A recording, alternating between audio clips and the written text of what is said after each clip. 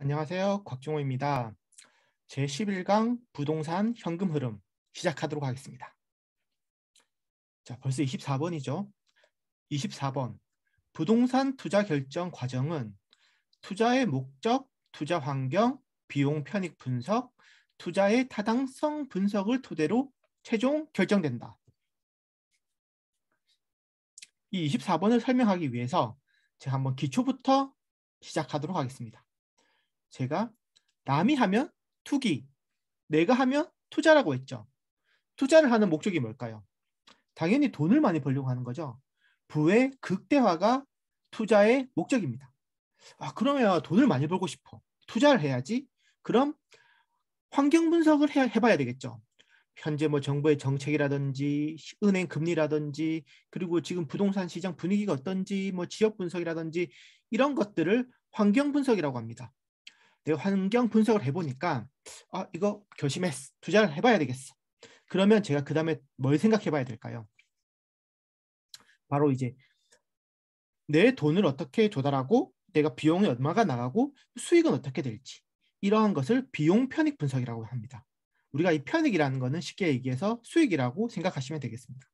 내가 1억 투자해가지고 뭐 1억 수익이 날 것 같으면 안 하겠죠. 위금이나 하지. 내가 하는 투자가 가치가 있어야 투자를 할 수 있겠죠. 이 가치가 있는지 없는지를 확인하는 것을 타당성 분석이라고 합니다. 타당하냐? 타당하지 않냐? 이 타당성 분석까지 한 후에 부동산 투자를 할지 안 할지 우리가 결정을 할 수 있겠죠.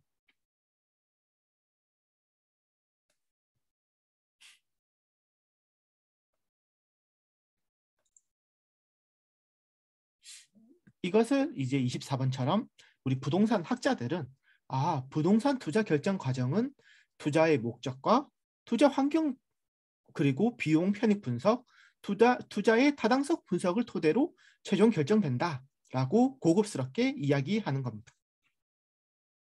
우리가 이제 시험에서는 뭐가 중요하냐면 비용 편익 분석에 대해서 이 부분이 중요하기 때문에 제가 좀 구체적으로 제가 설명드리겠습니다. 우리가 뭐 비용이라는 거는 내 주머니에서 나가는 거니까 뭐 알기도 쉽고 좀 직관적인데 편익, 이 수익이라는 게 항상 어렵단 말입니다. 분명히 내가 돈을 버는 것 같은데 나중에 보면 남는 게 없어. 특히 자영업 하시는 분들이 좀 공감하실 수 있는데 앞으로 벌고 뒤로 미치는 경우가 많죠. 자, 그러면 이제 제가 부동산 임대 사업자라고 제가 할게요. 그러면 제가 뭐 직접이든 간접적이든 시설 관리도 할 것이고 뭐 공실 있으면 손해니까 임차인도 구하고 갱신 계약될 수 있도록 노력하고 이러한 영업 활동을 하겠죠. 그리고 그 대가로 저한테는 뭐가 들어옵니까? 매달 아니면 뭐 연이라도 돈이 들어오겠죠. 이 임대료 수익을 우리는 영업 수지라고 합니다. 나의 영업 활동을 우리가 얻은 거니까요. 그리고 주의하실 점이 우리가 이자를 매달 납부하더라도 항상 연이자로 표기하는 것처럼 우리 임대료 수익도 뭐 월세로 받을 수도 있고 연으로 받을 수도 있지만 연간으로 받는 것을 기본으로 합니다. 자, 그럼 우리가 이 영업수지를 정확하게 한번 계산해 봐야 되겠는데 이게 우리가 5가지 과정을 거치는데요. 첫 번째로는 이제 가능 총소득이 있습니다. 뭐 가능 총소득, 가능 조소득 다 같은 말입니다. 말 그대로 가능한 총 소득을 얘기하겠죠. 우리가 연간 단위당 임대료를 계산해서 만약에 한 평당 10만 원이라고 한다면 이 평당 단위 임대료를 면적에다가 곱해주면 됩니다. 내가 1000평짜리 빌딩을 임대 사업하고 있단 말이야. 그리고 평당 한 10만 원씩 임대 수익이 들어와. 그러면 얼마죠? 1억이죠. 1억의 수익이 들어오겠죠. 나의 평당 10만 원짜리 수익이 들어오는 1000평짜리 건물은 가능 총소득이 1억 원이 되겠죠. 그런데 이 1억 원이 아니라 우리가 뭔가 공실이 생길 수밖에 없단 말이에요. 내가 아무리 내 건물이 하플에 있고 잘 나가도 뭐 이사 나가고 뭐 이사 들어올 때 뭐 청소도 좀 해줘야 되고 이러한 공백이 생길 수밖에 없습니다. 그리고 또 우리가 뭐 사업이 힘들거나 아니면 다른 이유로 임대료 안 내고 저녁에 짐 싸서 도망가는 사람들도 있겠죠. 이런 것들을 불량부채라고 합니다. 그리고 뭐 안 좋은 얘기만 제가 자꾸 하는데 좋은 것도 있겠죠. 우리 건물에 손님이 방문했어. 주차를 이제 하시면은 당연히 주차비를 받아야 되겠죠. 30분에 2,000원. 뭐 무단 주차하다가 걸리면 30분에 3만 원 받아야 됩니다. 그리고 층마다 커피 자판기를 설치해 가지고 베트남산 매크심 커피를 넣어놔야 되겠죠. 그리고 이제 뭐 내 빌딩에 뭐 임차인들이 뭐 간판 달고 싶다고 하면 아 이거 홍보 효과 좋지. 그런데 간판 달는데 1,000만 원 내야 돼. 이런 식으로 기타 수입이 생깁니다. 이런 것들 우리가 다 고려를 해서 가능 총 소득에서 공실로 인한 손실 빼고 요거 마이너스죠. 그리고 불량 부채로 인한 손실 빼고 요거 마이너스죠. 그리고 기타 수입 플러스 해주면 실질적으로 유효한 총소득이 계산되겠죠. 그래서 유효 총소득은 가능 총소득에서 공실과 불량 부채 빼고 기타 수입을 더한 것을 의미합니다. 자, 이제 1년간 유효 총소득이 계산되었단 말이에요. 그러면 영업 과정에서 들어온 소득인데 임대 영업 경비를 빼주면은 순수 영업 소득이 계산되겠죠. 뭐 당연하고 간단한 거죠. 그래서 순영업 소득은 이 유효 총소득에서 영업 경비를 빼주면 됩니다. 여기서 조심하실 것은 우리는 이 현금 수지를 현재 따지고 있기 때문에 영업 경비에서 감가상각비는 절대로 경비에 포함하지 않습니다. 감가상각비는 포함하지 않습니다. 영업 경비에.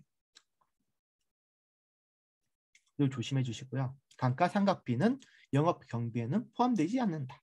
자, 이제 내가 이제 큰 빌딩에 있는 영업 소득을 들고 이제 행복해야 되겠지. 그래서 이거 행복해 하고 있는데 제 뒤에서 일로 와봐라 하고 지금 누가 날 부르죠? 누구겠습니까? 제가 뭐 이 건물 살 때 레버리지로 저 혼자 살 수 없으니까 은행에서 대출 받았겠죠. 은행 형님이 이거 이자 내놔라 하겠죠. 왜냐하면 은행도 내 빌딩에 투자한 사람들이니까 이자를 목적으로. 그러면 이자를 제가 줘야지. 안 주면 어떻게 되겠습니까? 건물 뺏기겠죠. 자, 이제 우리가 이 순영업소득에서 부채 서비스에 이것을 금융기관에 줘야 되겠죠. 그러면 세전 현금 수지가 남습니다. 이 뭐 부채 서비스액은 뭐 내가 이제 뭐 원금과 이자를 함께 원리금을 내든 뭐 이자만 내든 뭐 요거는 상관이 없는데 부채 서비스액의 뭐 형태는 다양할 수 있으니까요. 다만 이 부채 서비스액은 영업 경비에 들어가지 않는 거를 조금 주의해 주시면 되겠습니다. 자, 이제 은행에다가 돈 줬어. 그러면 그 돈 또 다 제 걸까요? 또 저 뒤에서 형님이 또 부르죠. 또 정부라는 형님이 또 부르죠. 그러면 이제 이 형님한테 우리가 또 영업소득세 세금 내야 되겠죠. 그리고 이제 이 세금을 내게 되면 결국에 이제 내 손에 들어오는 현금이 바로 세후 현금 수지라는 것입니다. 그러면 내가 이제 수입을 이야기할 때 세후 현금 수지를 가지고 이야기해야 되겠죠. 만약에 내가 뭐 쉽게 얘기해서 순영업 소득이 8천만 원이고 세후 현금 수지는 5천만 원이에요. 내가 내 소득을 8천만 원으로 생각하고 소비하고 이렇게 되면 곤란하겠죠. 그리고 8천만 원으로 착각을 하게 되면 그죠? 뭐 착각하시는 분들 많죠. 착각하시면 특히 영업하시는 분들 내가 저번 달에 한 1,000만 원 벌었어. 그러면 우리 이 영업이라는 게 어떠냐면 회사에서 이제 연봉을 받는 분들은 이번 달에 300을 받으면 다음 달에도 비슷한 금액이 계속 꾸준하게 들어오지만 영업이라는 것은 어떤 달에는 2천만 원 또 2천만 원, 3천만 원 벌 수 있거든요. 그리고 어떤 달에는 소득이 없을 수도 있어요. 그러면 내가 작년 1월 달에 3천만 원을 벌었어. 영업을 해서 3천만 원 봉급 받았단 말이에요. 그래서 내가 기분이 좋아서 명품도 사고 쓸 거 쓰고 했는데 나머지 11개월 동안 제가 아무것도 벌지를 못했어요. 영업은 그럴 수 있으니까. 그러면 제 연봉은 얼마입니까? 3천만 원인 거예요. 나누기 12 해버리면. 그렇기 때문에 우리가 또 특히 영업하시는 젊으신 분들은 뭐 처음 시작할 때 뭐 한 4,500번 그 느낌으로 내가 이 정도는 항상 벌 수 있구나 생각하고 외제차를 구입하시는 분들도 많고 조심하셔야 되겠죠. 이거 얘기가 갑자기 왜 이쪽으로 샜지? 핵심은 내 손에 경비 다 떼고 은행에 줄 거 주고 세금 다 낸 그 세후 현금 수지가 나의 현금 수익이다. 요거를 이제 기억해 주시고요.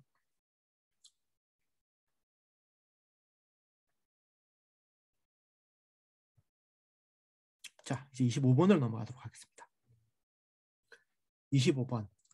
부동산 투자는 보유하고 운영하는 과정에서 첫 번째 현금 흐름이 생기고 두 번째 현금 흐름은 처분 시에 생긴다. 처분으로 인한 차익은 지분 투자자의 몫이 된다. 자, 우리가 24번에서 자꾸 제가 말씀드렸던 거 있지 않습니까? 세후 현금 수지. 요게 바로 25번 첫 줄에서 말하는 부동산을 운영하는 과정에서 생긴 첫 번째 현금 흐름이겠죠. 그리고 당연히 내가 이 부동산이 내가 사용한다고 이거 마모되고 없어지는 게 아니야. 내가 뭐 들고 있는 컴퓨터나 이런 것처럼 감가가 심하게 일어나고 이런 게 아니라서 팔 때 오히려 더 내가 산 가격보다 비싸게 차익이 남을 수도 있단 말이에요. 그렇기 때문에 이 처분으로 차익이 생기게 되면 이게 우리가 두 번째 현금 흐름, 두 번째 수익이겠죠. 현금 흐름을 수익으로 좀 바꿔서 읽으시면 조금 더 편안하게 좀 받아들이실 수 있으실 겁니다. 제가 저번에 우리 비 이야기를 좀 했는데 이제 김태희 부군분이시죠. 강남에 920억짜리 빌딩을 사면서 원래 가지고 있던 청담동 빌딩을 495억에 팔았단 말이에요. 그런데 이 빌딩을 살 때는 자기는 495억이 산 게 아니야. 시세 차익이 무려 300억 이상이 났습니다. 그러니까 비가 이제 495억 받았죠. 그러면 이제 이 495억에서 은행한테 남은 원금하고 이자만 주면 되지. 내가 이 차익 300억에 대해서 은행한테 뭐 줄 필요 있을까요? 없죠. 이 300억이란 차익은 전부 다 빚돈입니다. 그리고 이 빚을 지분 투자자, 은행은 저당 투자자라고 합니다.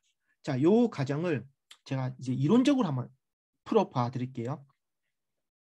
자, 제가 이제 뭐 A라는 빌딩에 투자를 하기로 했어요. 당연히 제가 이 부동산을 구매할 때는 레버리지 효과를 생각해서 은행과 함께 구매하겠죠. 그런데 은행이 돈을 빌려줄 때 은행이 저를 보고 돈을 빌려주겠어요? 뭐 저를 보고 뭐 빌려줄 수도 있겠지만 뭐 그것은 정말 신용 대출은 정말 한계가 있겠죠. 당연히 은행이 큰 돈을 빌려주는 것은 건물을 보고 빌려주겠죠. 건물에 저당권을 걸겠죠. 저당권을 가지고 은행은 이자를 목적으로 이 빌딩에 투자한 거기 때문에 저당 투자자라고 합니다. 그러면 저는 소유권을 가지고 있지만 은행에서 돈을 빌려서 투자했기 때문에 지분 투자자라고 합니다. 다시 정리해드리면 투자 금액이 다 내 돈이 아니라 레버리지를 이용해서 은행을 끌어들였기 때문에 소유권은 내 거지만 투자 금액은 은행과 나 서로 지분이 섞여 있다 해서 저는 지분 투자자라고 합니다. 자, 지분 투자자인 저하고 저당 투자자인 은행하고 우리가 몇 년간 이 건물을 운영해서 수익을 내서 잘 해먹어. 그런데 우리도 언젠간 이별이 있을 거 아니야. 언젠가는 우리가 이 빌딩을 팔아야 되는 시점이 올 텐데 제가 이 투자 부동산을 처분할 때 생기는 소득을 뭐라고 예전에 이야기했습니까? 요 자본소득이라고 했죠. 그리고 이 자본소득을 만드는 과정에서 매매 차익이 생길 텐데 이 차익에서 내 몫, 즉 지분 투자자의 몫을 지분 복귀액이라고 합니다. B가 가져간 300억. 바로 우리가 이 책을 보면 이해가 안 돼. 설명을 들으면 이게 무슨 말인지 모르겠어. 아니 이 지분 복귀액이란 말이 이게 생소한 말이거든요. 그런데 B가 가져간 300억 생각하니까 바로 와닿죠. B가 가져간 300억. 부동산 처분 차익이 바로 지분 복귀액입니다. 요걸 이제 지분 복귀액이라고 합니다. 자, 이 지분 복귀액을 설명드리면서 이제 우리가 매도 가액이라는 게 나오는데 이 매도 가액이라는 것은 가액, 확정적인 금액이 아니라 내가 우리 빌딩을 마지막에 팔게 되는 연도의 추정액입니다. 지금 바로 파는 게 아니니까. 그리고 내가 이 빌딩을 팔기 위해서는 당연히 경비가 들어가겠죠. 뭐 홍보비도 들어갈 수 있고 뭐 중개비도 들어갈 수 있고 이런 경비가 들어갈 것이고 이 우리 매도 가격에서 이런 경비를 빼면 순 매도액이 나옵니다. 이거 당연한 거겠죠. 그리고 이 부동산은 지분 투자자인 저와 저당 투자자인 은행의 공동의 것이죠. 우리의 것이죠. 그러면 이제 제가 이제 은행 떨궈내야 되겠죠. 마, 이거 먹고 이제 떨어지라 라고 이제 은행한테 아직 주지 않은 미상환된 저당 잔금이랑 이자를 주고 나면 이제 세전 지분 복귀액이 나옵니다. 그러면 이제 이 돈 다 제 걸까요? 실제로 이제 뒤에서 부르죠. 양도소득세 내라고. 그러면 우리가 이제 정부에다가 양도소득세 등을 주고 나면 이제 내가 가져갈 수 있는 세후 지분 복귀액이 나오는 겁니다. 그래서 실제로 이제 B 씨도 이제 우리가 이제 기사에서는 330억의 뭐 차익을 봤다 이렇게 이야기하지만 실제로 이 B 씨가 이제 330억의 차익은 있지만 거기에 경비 빼고 이제 뭐 소득세나 이제 이런 거 다 하면 실제로 가져가는 돈은 그 돈이 될 수는 없겠죠. 그런데 이제 매스컴은 어떻게든 좀 자극적으로 적어야지 이제 조회수가 올라가니까 딱 그 지분 복귀 최초를 적어 놓은 건데 이제 우리가 이제 부동산 투자를 했던 이제 우리가 이 부동산 투자에서 얻은 편익이 뭘까요? 제가 24번에서 설명드렸던 세후 현금 수지와 그리고 우리가 요 부동산을 처분했던 세후 지분 복귀액을 합한 돈이 저의 편익이겠죠. 다시 한번 정리해드리면 편익이라는 것은 세후 현금 수지는 매년 발생합니다. 매년 발생하는 세후 현금 수지와 그런데 건물은 딱 한 번만 팔 수 있죠. 최종 연도에 단 한 번만 발생하는 세후 지분 복귀액을 합산한 것이 바로 부동산 투자에서의 편익입니다. 자, 오늘은 이제 비용 편익에 대한 이야기를 했었고요.